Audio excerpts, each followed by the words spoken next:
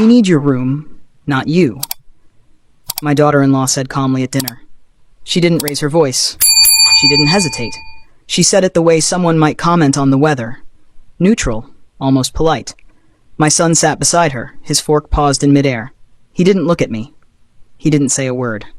I didn't respond either. I set my fork down carefully, right next to the plate I had barely touched. The roast chicken had gone cold. I could tell by the way the skin had lost its shine. No one noticed. I stood up. The chair made a soft sound against the hardwood floor, louder than I expected in the sudden quiet. My daughter-in-law adjusted her napkin. My son cleared his throat. Still, no one spoke. I walked out of the dining room without saying a single word. "I'm glad you're here. Stay with me until the end of my story and let me know where you're watching from. It helps me understand how far this moment traveled beyond that table." The house felt different once I was alone in the hallway. The lights were still on, warm and yellow, the way I liked them in the evenings. I had chosen those bulbs years ago because my husband said harsh light made the house feel impatient. He'd been gone for 3 weeks. 3 weeks since the funeral. 3 weeks since the casseroles stopped arriving. 3 weeks since people stopped asking how I was holding up. And now, apparently, long enough for me to become inconvenient. I walked into the living room and sat on the edge of the couch. The cushions still held their shape. I'd always taken care of things, even small ones like fluffing pillows and keeping throw blankets folded just right. Old habits don't disappear just because someone does. From the dining room, I could hear them talking again. Their voices were low, practical. Words like space, plans, and timing drifted down the hall as if they were discussing a renovation, not a person, not me. I looked around the room slowly. The framed photos. My wedding picture, taken 42 years ago, when my hair was dark and my husband's hand rested proudly at the small of my back. The bookshelf we built together one summer, measuring twice before cutting once because he hated wasting wood. The clock on the wall he insisted on winding by hand, even after we could afford a digital one. This was the room where I learned how to live without him. And now, apparently, where I was no longer meant to live at all. I didn't cry. Not then. I had cried enough already, in private, in the quiet hours before dawn when grief feels less embarrassing because no one is watching. What I felt now was something else. Something colder. Heavier. Erasure. I went upstairs to the bedroom I had shared with my husband for decades. The bed was neatly made. I had done that morning, smoothing the sheets the way I always did, even though no one but me would see it. His side was untouched, just as I'd left it since the day he didn't come home from the hospital. I opened the closet. My clothes were still there, lined up by color. Dresses I no longer wore. Shoes sensible enough to last. Coats for winters I wasn't sure I'd be spending in this house anymore. Downstairs, I heard laughter. Light. Relieved. They thought the hardest part was over. I closed the closet door gently and sat down on the bed. The house was still mine, at least for the moment. The walls hadn't moved. The keys were still in my purse. The papers were still where they had always been. They needed my room, not me. That was fine. I had learned, after all these years, that people often reveal their plans before they realize you're paying attention. And I was listening now. The house was quiet the next morning. Not the peaceful kind of quiet my husband used to enjoy when he'd sit at the kitchen table with his coffee and read the paper. This was a hollow quiet. The kind that makes ordinary sounds feel intrusive. The refrigerator hum. The clock ticking, my own footsteps moving from room to room.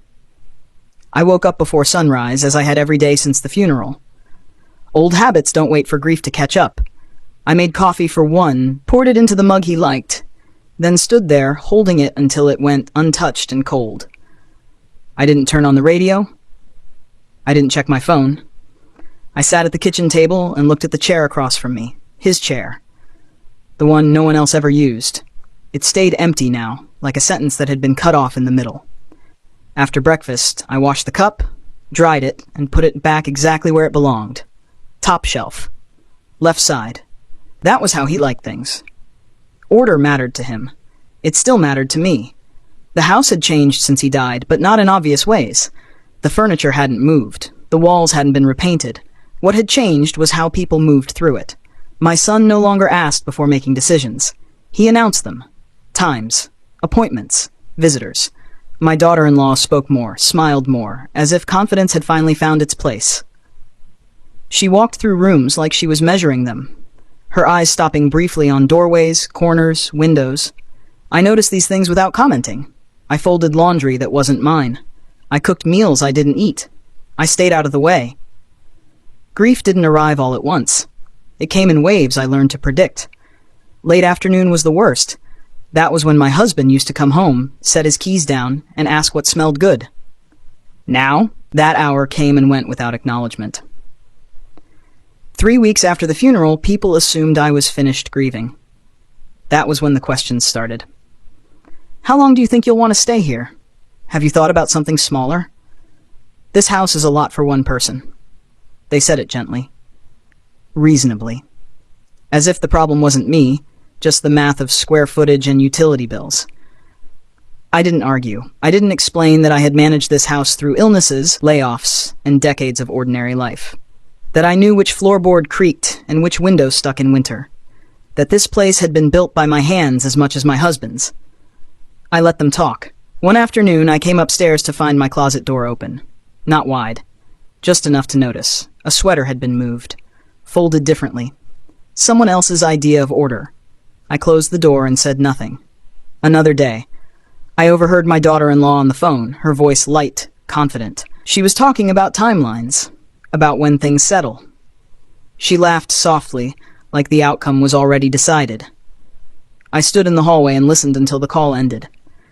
That night, I lay awake staring at the ceiling, counting the small cracks near the corner. I had counted them before, during storms, during arguments, during nights when my husband couldn't sleep. They were still there. Proof that not everything disappears at once. The house was still standing. So was I. In the morning, I dressed carefully. Not for anyone else. For myself.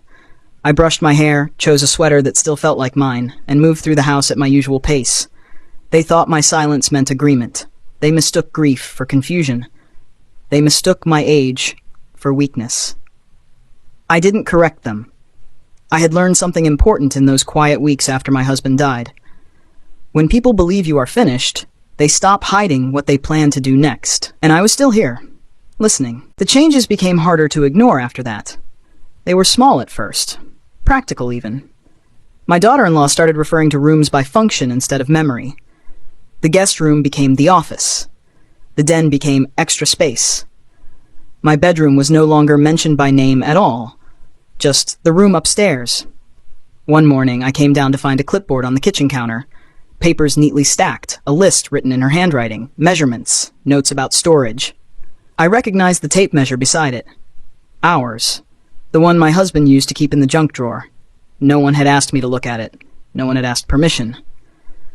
My son walked in while I was standing there. He glanced at the clipboard, then at me.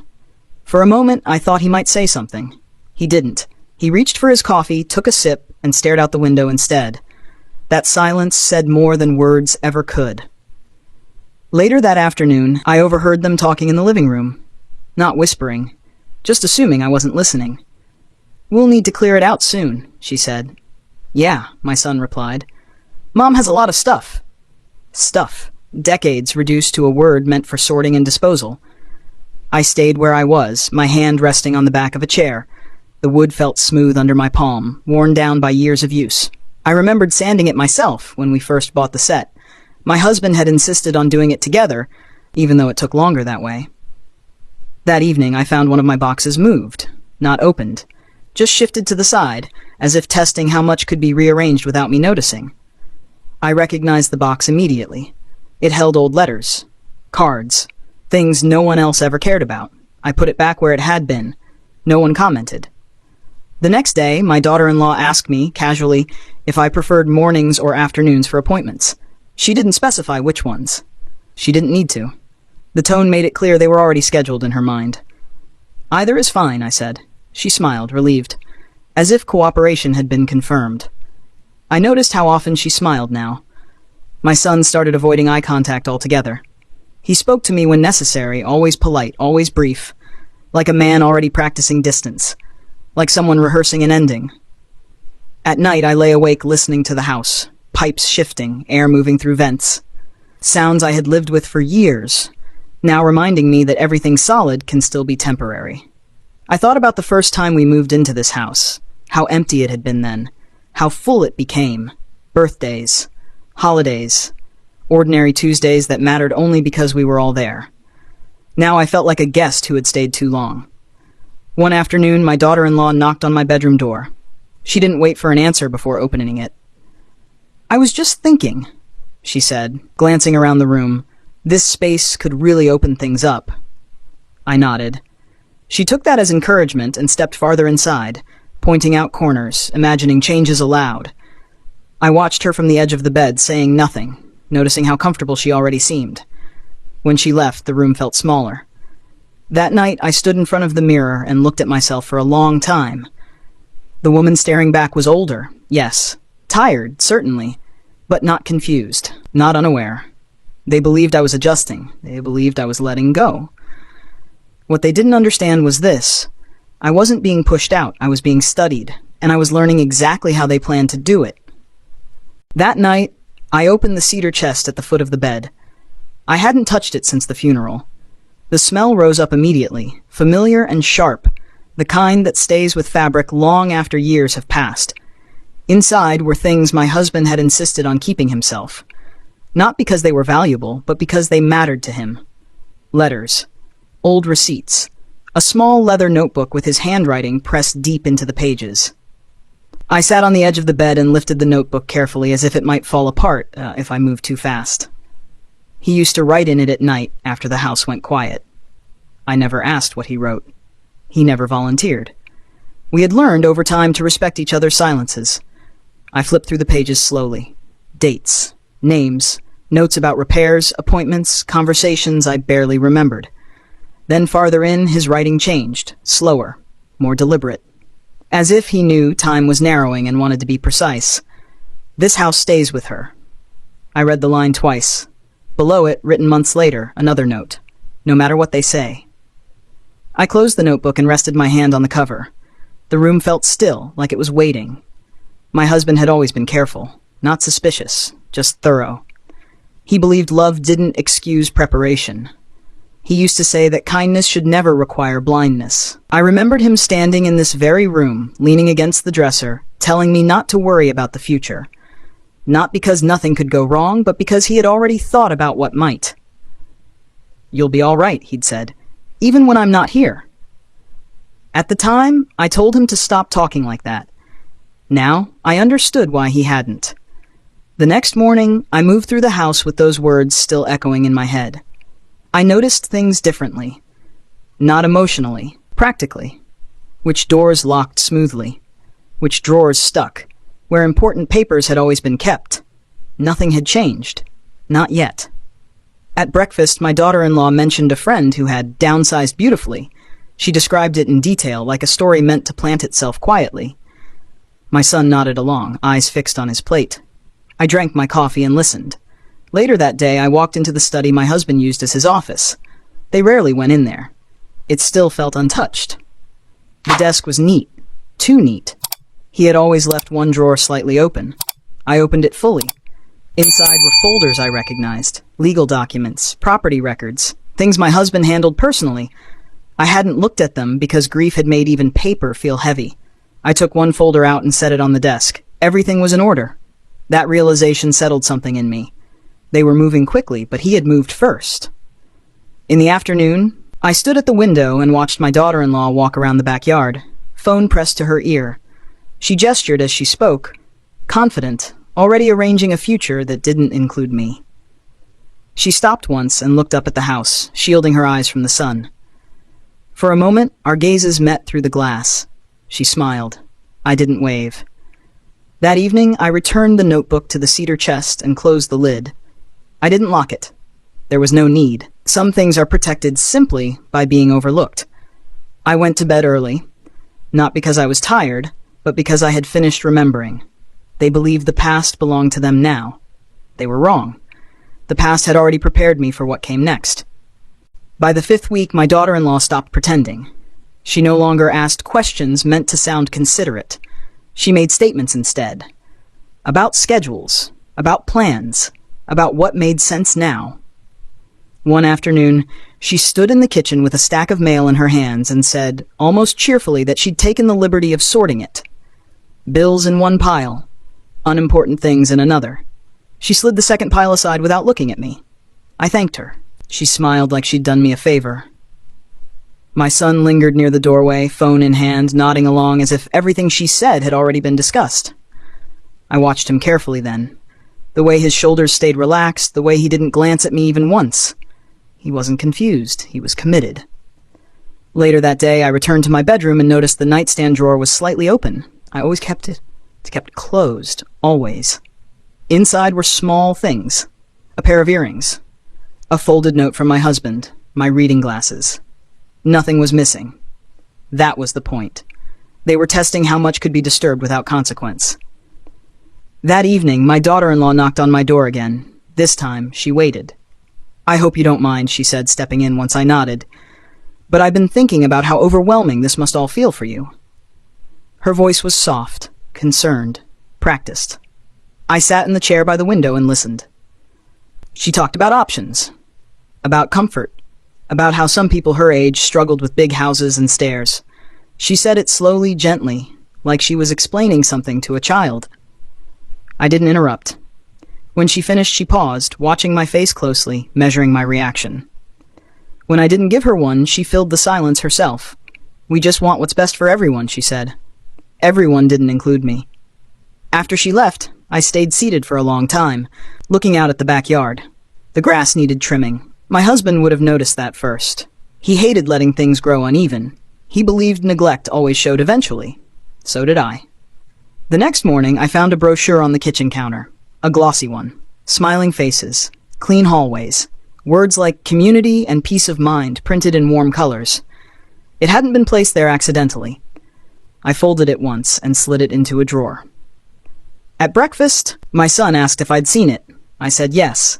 He nodded, relieved, and returned to his coffee. No follow-up. No questions. They assumed acceptance because I hadn't objected. In the afternoon, a neighbor stopped by. Someone who had known us for years. She asked how I was doing, really doing. I told her I was managing. She looked past me toward the house, then back again. "Change comes fast," she said quietly. I agreed. That night, I went through my things again. Not out of fear, out of clarity. I touched what mattered. I ignored what didn't. I noticed which items had been moved and which hadn't. Patterns always repeat when people think you aren't paying attention. I slept deeply for the first time in weeks. The next day, my daughter-in-law informed me she'd scheduled a meeting. She said it casually, like an afterthought. She didn't say with whom. She didn't need to. The confidence in her voice told me everything. I thanked her again. Her smile widened. She believed I was cooperating. She believed the house was already hers in all the ways that counted. What she didn't realize was that by stepping so confidently into my space, she had stopped watching me altogether. And that was her mistake. The meeting was scheduled for a Tuesday morning. She told me over breakfast, her voice casual, like she was mentioning a grocery run. My son nodded as if the date had already been agreed upon. Neither of them asked if I would be attending. They assumed I would. I said nothing. That morning, I dressed the way I always had for appointments. Simple, neat. The same navy sweater my husband used to compliment because it made me look steady, he said, like someone who couldn't be rushed. The drive was quiet. My daughter-in-law talked the entire way, filling the car with details I didn't need. Timelines, possibilities, what made sense at our stage. My son kept his eyes on the road, hands tight on the wheel. No one mentioned my name. The office was small and clean. Neutral colors, comfortable chairs placed deliberately close together. A man stood when we entered. He shook my daughter-in-law's hand first, then my son's. When he reached me, he paused for half a second, surprised. "Oh," he said, "you came too." I sat down. They spoke for a long time before anyone addressed me directly. Words moved back and forth across the table like pieces on a board.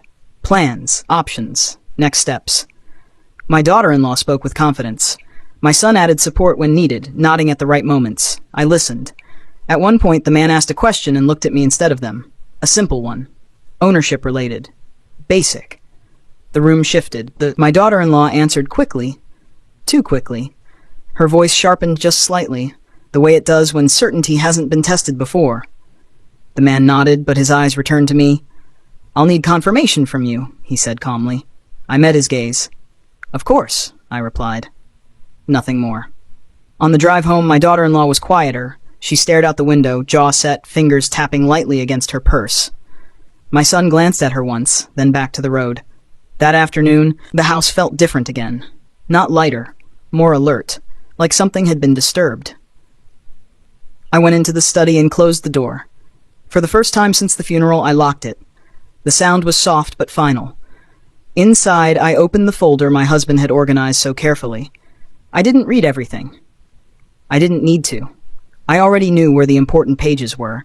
He had always marked them with a small pencil line in the corner. That evening, my daughter-in-law knocked on the study door. "I just wanted to check on you," she said when I opened it. Her smile returned, practiced but thinner now. "I'm fine," I said. She hesitated, then glanced past me into the room, as if checking whether anything had moved. It hadn't. Everything was exactly where it belonged. Dinner was quiet. My son ate quickly. My daughter-in-law barely touched her plate. She watched me the way someone watches a door they thought was unlocked. Later, as I washed the dishes, she stood beside me and mentioned how stressful decisions could be at my age. She said it gently, kindly, almost kindly enough to believe. I dried my hands and nodded. That night, I slept without waking. The next morning, an envelope appeared on the counter. Plain. Unmarked. She hadn't handed it to me. She'd placed it where I couldn't miss it. I picked it up, turned it over once, then set it down again. She was trying to regain control. She didn't understand yet that control only works when the other person is still asking permission. I wasn't. I had already moved past that part. The envelope stayed on the counter all morning. I didn't open it right away. I made breakfast first. Toast, coffee. The same routine I'd kept for years. I moved slowly, deliberately, as if nothing had changed. From the corner of my eye, I could feel my daughter-in-law watching me, pretending not to. My son had already left for work. He'd said goodbye without meeting my eyes. When the house finally went quiet, I picked up the envelope. Inside were copies. Not originals. Forms. Schedules. A list of appointments typed neatly at the bottom of the page. Someone else's handwriting filled the margins with notes. Suggestions. Timelines. My future, summarized in ink that wasn't mine. I folded the papers once and set them down. I didn't tear them. I didn't react. I carried them upstairs and placed them inside the folder in the study, right where they belonged. Evidence has a way of organizing itself when you stop trying to ignore it. That afternoon, a knock came at the door. It was someone I hadn't expected. An old acquaintance of my husband's. He didn't come inside at first. He stood on the porch, hat in his hands, eyes unsure. When he spoke, he lowered his voice, as if the house itself might overhear. "I thought you should know," he said. He didn't explain why he felt that way. He didn't need to. He told me what he'd heard, who had been asking questions. When? About what? I listened without interrupting. When he finished, I thanked him and watched him walk back to his car. I didn't wave. Inside, I sat at the kitchen table and stared at the grain of the wood. I traced the same line my husband used to follow with his finger when he was thinking. Some habits never leave you. It was clear now. They weren't improvising. They were following a plan. A plan they believed was already approved simply because I hadn't objected. They'd mistaken my silence for permission. That evening, my daughter-in-law was unusually pleasant. She offered to make dinner. She asked if I was comfortable. She spoke slowly, carefully, like someone trying to rebuild a bridge without admitting it had cracked. I answered politely. After dinner, she brought up the meeting again. She framed it differently this time. Softer. Less certain. She asked if I had questions. "I understand," I said. Her shoulders relaxed. Later, when the house was quiet, I returned to the study and closed the door behind me. I sat at the desk and pulled out the folder my husband had marked so carefully. I didn't rush. I didn't skim. I read only what mattered. Names, dates, signatures. Everything was still intact. The realization settled over me like a weight and a relief at the same time. They could talk. They could schedule. They could assume. But none of it moved without me. Upstairs, I heard footsteps. My daughter-in-law paused outside the study door, just long enough for me to notice. Then she walked away. She knew something had shifted. The next morning, she asked casually if I'd looked over the papers. Her voice was light, but her eyes searched my face. "Yes," I said. "That's good," she replied quickly. "We just want to be prepared." Prepared for what? She didn't say. Neither did I.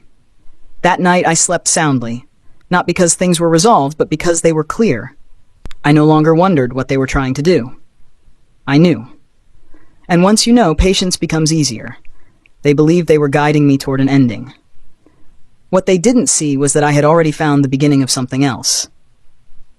The next few days settled into a pattern. I didn't change my routine. I woke early. I made my coffee the same way.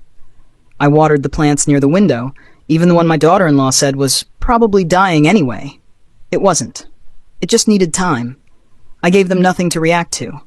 That seemed to confuse her more than anger ever could. She began offering help again. Small things. Folding laundry I hadn't asked her to touch. Reminding me of appointments I hadn't forgotten. Each gesture was wrapped in politeness, but there was tension underneath it now, like a wire pulled too tight. My son watched quietly. He asked fewer questions. He stayed out later. When he came home, he went straight to his room or the garage. Distance had become his way of coping. One afternoon, I overheard my daughter-in-law on the phone. She didn't realize I was in the hallway. "I don't know," she said, lowering her voice. "She's not pushing back, but she's not agreeing either." She paused, listening. "Yes, I'm sure she's sharper than she looks." I stepped away before she finished the call. That night, I organized my papers, not dramatically, not all at once. I took one folder at a time, reviewed what mattered, and returned it to its place. I made a short list on a yellow pad, the same kind my husband used. Just names and reminders, nothing obvious. I kept it folded inside a book on the nightstand. At dinner, my daughter-in-law talked about future renovations again. This time, she framed them as long-term. She mentioned timing. She asked my son if he agreed. He nodded. She glanced at me, waiting. I took a sip of water. "That sounds busy," I said. She smiled, unsure how to take it. Afterward, I washed the dishes alone. She usually hovered now, as if afraid I might disappear if she didn't keep me in sight. I let her stand there. I didn't fill the silence. Silence does most of the work if you let it. Later that evening, I packed a small bag. Not to leave, just enough to be ready. A change of clothes, my medications, a few personal items. I placed it in the closet behind my coats, where it wouldn't be noticed. Preparedness has a quiet confidence to it. The next morning, a locksmith's business card appeared on the counter. I recognized it immediately. The same company we'd used years ago after a storm damaged the back door. I picked it up, turned it over, and placed it back where it had been. My daughter-in-law watched from the doorway, pretending to scroll through her phone. She didn't say anything. Neither did I. That afternoon, I sat in the living room and looked around slowly. The furniture, the light through the curtains, the way the house still held my husband's presence, even now. It didn't feel like something that could be taken by suggestion alone. They were moving faster. I was moving quieter. At dinner, my daughter-in-law finally asked if everything was all right. Her voice was gentle, but her eyes were alert. "Yes," I said. "Everything's fine." She nodded but didn't seem convinced. That night I slept lightly but well. I wasn't anxious anymore. I wasn't guessing. I knew exactly what they thought was happening. They believed I was waiting for instructions. They believed time was on their side. They didn't realize I had already stopped reacting and started choosing. And when you reach that point, you don't need to announce it. You just let them keep talking. And keep revealing. The shift happened on a Friday evening. I noticed it as soon as I walked into the house.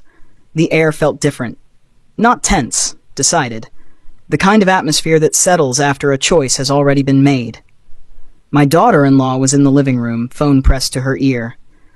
She ended the call quickly when she saw me, smiling as if nothing unusual had just occurred. "We'll have company tomorrow," she said. "Just someone to take a look at a few things."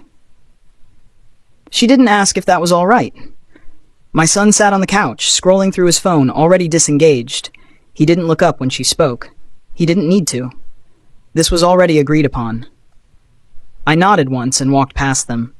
The next morning I woke to unfamiliar sounds, voices, shoes on the front steps, the door opening without hesitation. I stayed in my room and listened.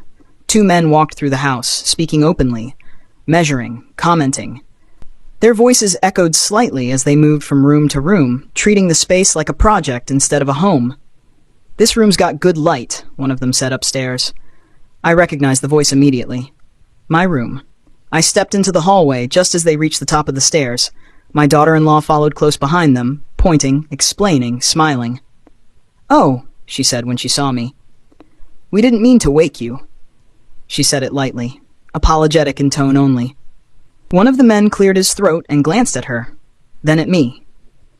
"We were told the space would be available soon," he said. "Soon." I looked at my daughter-in-law. She met my eyes for half a second, then looked away. "It's just an estimate," she said quickly. "Nothing final." The men continued down the hall, already done with the conversation. I returned to my room and closed the door. They stayed for nearly an hour. When they left, my daughter-in-law walked them out, thanking them warmly. She stood in the doorway longer than necessary, watching their car disappear down the street. When she turned back inside, she seemed surprised to find me waiting in the kitchen. "Oh," she said again, "I thought you were resting." "I heard them," I replied. She hesitated, then smiled.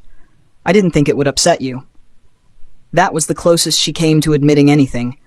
Later that afternoon, I noticed the hallway closet door open. Inside, several of my coats had been pushed to one side.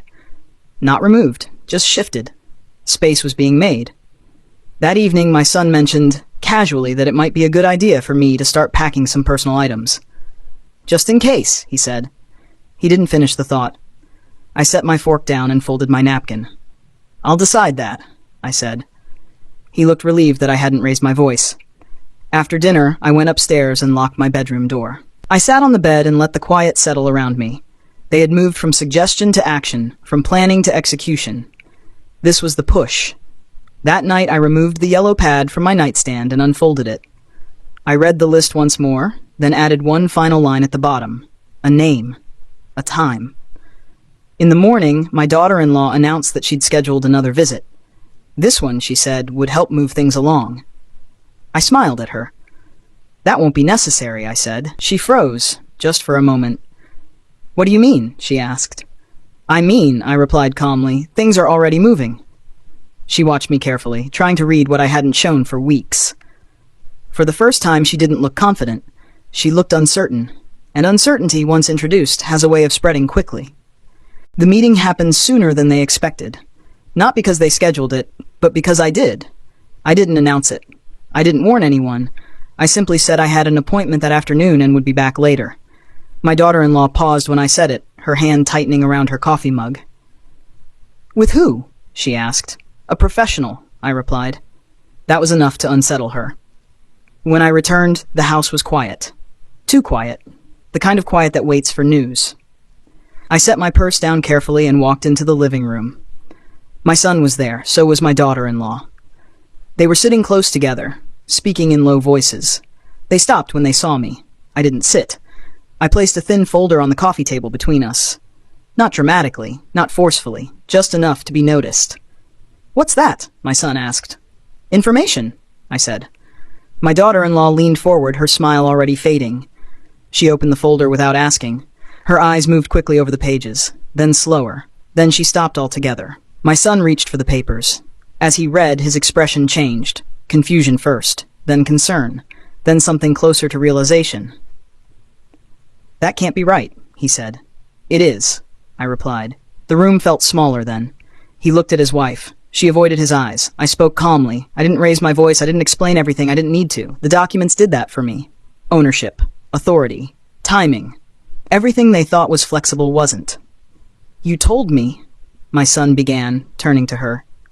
She cut him off quickly. "I was trying to help," she said. "You know how difficult this is." She reached for his arm. He pulled it away without noticing. I stood there quietly while they spoke around me, about me, but no longer over me. The balance had shifted, and they could feel it. "You invited people into my home," I said evenly.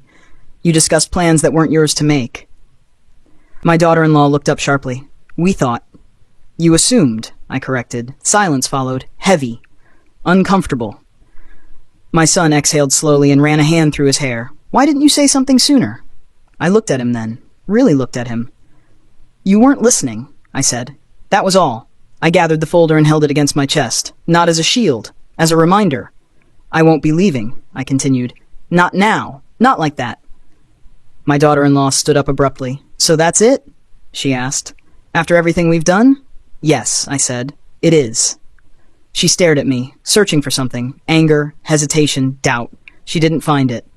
That night, no one mentioned packing. No one mentioned timelines. The house felt still again, but different than before. Not hollow, grounded. Later, I went upstairs and sat on the bed. I opened the cedar chest once more, just to be sure everything was where it belonged. I slept deeply. The next morning, my daughter-in-law didn't speak to me. My son did. He asked if I wanted coffee. I said yes. He poured it carefully, the way his father used to. They had thought control came from planning quietly behind my back. They learned it comes from knowing exactly when to speak and when to stop. The house didn't erupt after that. It didn't need to. The tension settled instead, low and constant, like a hum you can't turn off once you've noticed it. My daughter-in-law moved through the rooms carefully now. Quieter. She avoided direct paths and took longer routes, as if space itself had become uncertain. My son tried to restore normalcy. He asked practical questions. He offered help with small things. He spoke more, filling silence that no longer belonged to him. His voice carried something unfamiliar. Hesitation. At breakfast, he asked if I'd slept well. I said yes. My daughter-in-law kept her eyes on her plate. Later that day, I heard them arguing behind a closed door. Not loudly, not dramatically. Short sentences, controlled voices. The kind of argument that comes from recalculation, not emotion. I told you it was handled, she said. You told me it was settled, he replied. I didn't need to hear the rest. She stopped inviting people over. The calendar on the refrigerator changed. Appointments disappeared. Notes were crossed out, rewritten, then removed altogether. Control was being pulled back. In the afternoon, my son came to the study door and knocked. He waited this time. I didn't know, he said when I opened it. I didn't answer right away. I didn't need to. The moment wasn't about reassurance. I should have asked, he added. I should have listened. I nodded once. That was enough. He lingered, unsure what to do with himself now that certainty had left him. Then he walked away, slower than before. That evening, my daughter-in-law finally spoke to me directly. I was trying to protect our future, she said. Her tone was firm, but it lacked its old confidence. You were deciding it, I replied. She opened her mouth to respond, then closed it again. For the first time, she seemed unsure which version of herself would be received. She didn't try again. The house adjusted around this new reality. Doors closed more often. Conversations shifted rooms when I entered. My presence was no longer invisible, but it was no longer controllable either. One night, I found my son sitting alone in the living room, staring at the dark television screen. He didn't turn when I walked in. I didn't mean for it to go this far, he said. I sat down across from him. It always goes as far as people let it, I said. He nodded slowly, as if that thought was settling somewhere uncomfortable. Upstairs, my daughter-in-law packed and repacked the same box twice. I heard the tape tear, then tear again. The sound carried through the house, sharp and impatient. She wasn't leaving. Not yet. But she was no longer sure where she stood. The next morning, she avoided the kitchen until I was finished. She passed me in the hallway without speaking, her shoulders tense, her steps measured. That silence was different from mine. Mine was chosen. Hers was defensive. I moved through the day without changing pace. I answered questions when asked. I declined involvement when it wasn't mine to give. I didn't explain. I didn't revisit the past. There was no need. They had seen the edge of what they thought they could manage, and they had stepped back. That night, as I turned off the lights, I paused at the top of the stairs and looked down at the house one more time. The furniture hadn't moved, the walls hadn't changed, but the hierarchy had. They had believed power came from planning quietly and acting quickly. They learned it comes from patience, and from knowing exactly when to stand still. The house found its rhythm again. Not the old one. Not the version that existed when my husband was alive, and everything moved around his steady presence. This was a quieter rhythm, slower, more deliberate, one that left room for breath. In the mornings, I sat at the kitchen table with my coffee and watched the light move across the floor. I no longer waited for footsteps that wouldn't come. I no longer braced myself for conversations that felt like negotiations. My son began stopping by the table before leaving for work. Sometimes he spoke. Sometimes he didn't. When he did, his voice was softer, less certain than before. Not weaker. Just more aware. My daughter-in-law kept her distance. She was polite. Careful. The confidence she once carried so easily had been replaced with something tighter, more controlled. She didn't rearrange anything anymore. She didn't suggest improvements. She stayed within the boundaries she'd finally learned were real. No one mentioned my room again. No one mentioned timelines. The house was no longer something to be managed around me. It simply included me. One afternoon, I went into the backyard and sat on the bench my husband had built years ago. The wood had faded, but it was solid. He used to say that was the difference between things made quickly and things made to last. I stayed there for a long time, listening to the wind move through the trees. I thought about how close I had come to being moved quietly out of my own life. How easily that might have happened if I had mistaken silence for surrender. But silence, I had learned, can be many things. It can be fear. It can be grief. Or it can be restraint. Mine had been restraint. That evening, my son joined me outside. He didn't speak right away. He sat down and looked at the yard, at the house, at the place he had grown up. "I forgot," he said finally, "how much of this was yours?" I didn't respond. He nodded to himself, as if that answer was enough. Inside, my daughter-in-law watched us through the window. She turned away when she noticed me looking back. I didn't follow. Later that night, I went upstairs and stood in my bedroom doorway. The room was unchanged. The dresser where my husband used to leave his watch. The chair where I folded clothes at the end of the day. The bed I had shared with him for decades. It was still mine. I closed the door gently and turned out the light. People think strength announces itself, that it arrives with raised voices and final declarations. I used to think that too. Now I know better. Strength can look like patience, like paying attention, like knowing when to let others reveal exactly who they are. They had needed my room. What they had almost taken was my place. And that was something I would never give away again. The house went quiet as I settled into bed. Not hollow, not tense, whole. And for the first time since my husband died, I slept without feeling like I needed to be ready to leave.